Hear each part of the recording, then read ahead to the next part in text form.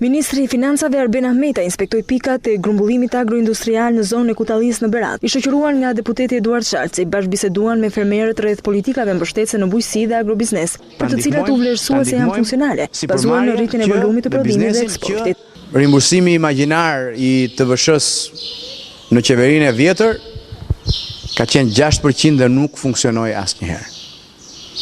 Sot rimbursimi i TVSH-s për fermerin është 20% dhe po funksionon drejt për së drejti. Lejuam faturat kompjuterike me aprovim nga Drejtoria e Përgjithshme të Tatimeve, e cila e thjeshtëson jashtëzakonisht shumë faturimin ndaj fermerit. Ahmeta ju ka shpjeguar fermerëve udhëzimin më të fundit të qeverisë që u mundson pagesa kesh deri në 30.000 lekë të reja për nip në ditë, që lejon rimbursim të menjëhershëm nga qendra e grumbullimit për fermerët e vegjël, ndërsa për 150.000 lekë në ditë vetëm përmes bankës. Por në krah të biznesit